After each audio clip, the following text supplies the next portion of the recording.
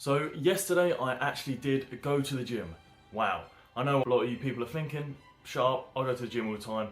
That's not relevant. However, as a calisthenics athlete and a runner and someone that doesn't do weightlifting, going to the gym is a rarity for me. Now, I went there with James, so he's kind of in his environment, his own habitat. He loved it.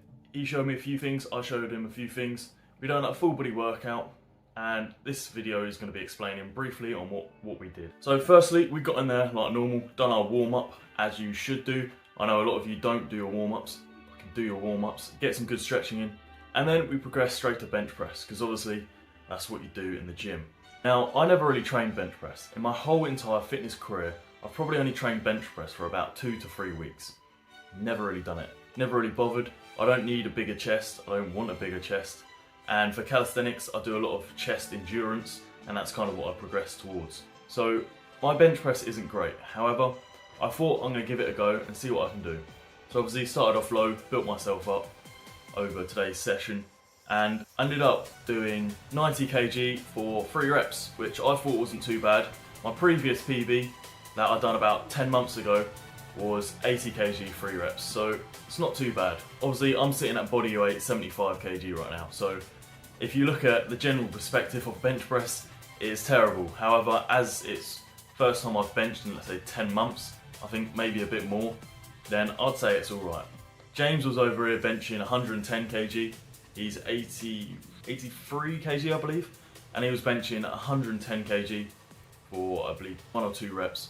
But once again, he gets in the gym, he trains often, he should be able to do that easily. He's only been going gym for about 1.5 years, maybe 2 years now, so this time next year he'll be having that weight a lot higher, especially if he stays consistent.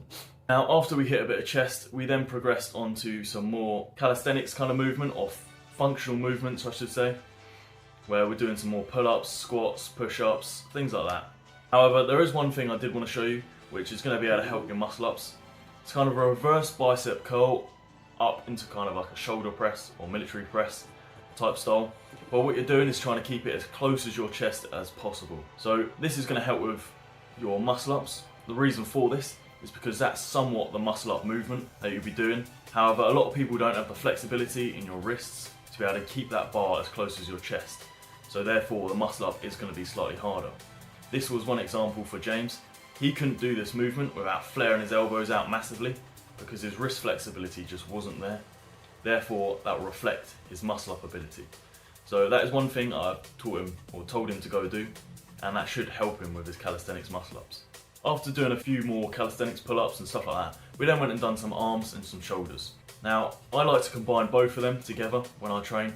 So a lot of the time I do supersets or bicep curls into shoulder press and then back into bicep curls, or barbells into shoulder press and then back down, just because I'm already holding the weight, I might as well. However, we've done some bicep curls, lots of different grip variations, and the lighting was pretty decent, so James got about 30 videos. So a lot of the time I was filming him doing some fucking bicep curls. Whatever. I've done some stretching in between sets, so I do supersets of bicep curls and shoulders, and then I do a little rest, as in stretching off, and then I go straight back in. And I think this is just a great way to spend your time in the gym rather than just doing that 360 walk around in a circle, listening to your music. You know, stay productive. Then after this, we thought, why not let's do some weighted calisthenics. I don't do it that often. As you've seen in previous videos, I do it with that vest, that's 10 kg. That is weighted, but not massively. So what we're doing was we started off with 20 kg, and we've done some pull-ups, some dips. That was going alright. I've done 2 or 3 sets of them, and then we moved on to slightly heavier weight. And this is where the ego kind of came in. Because James is better at lifting weights, and I'm better at calisthenics, we're like, who can do more reps and sets? Now, I had him on the pull-ups. I got, I believe, 25 kg, and I was repping out 8 pull-ups. And then I pushed to 35 kg, and I've done some neutral grip chin-ups. I only got like 2 or 3, I can't actually remember. But that was quite satisfying to do that, considering James definitely couldn't. However, on the dips, I believe he did have me. I was only doing about 35 kilograms, about 10 reps, 3 sets, and he was doing the same, but he was doing it a lot easier. It was a breeze for him, despite his face looking like he's about to shit himself. But overall, it was a good kind of workout there. After this, we did progress back to some more abs and a bit more back, things like this. We did do a few other exercises. However, the main bulk of it was hitting chest, doing the fundamentals and doing some weighted calisthenics. But using the gym to progress your calisthenics is extremely important. It's a great way to actually improve and get ahead of people in calisthenics. It's just by doing like fundamental movements or movements like such as that muscle up one I showed you earlier to be able to progress your calisthenics. And even that competitive spirit between me and James during that workout was motivating me to then work slightly harder. There's just a few things that I've done in the gym today which is just going to help me with overall life. And it's also there to show you that just because I'm good in one area does not mean I'm good in the whole of fitness. Some people are good at weights, some people are good at calisthenics, some people are good at running. There's certain areas which you've got to realise you can't be great in absolutely every single one of them. Don't get me wrong, I try to be. However, sometimes that does take a toll on your body and you have to kind of niche it down to a singular kind of activity to be able to progress at a faster speed.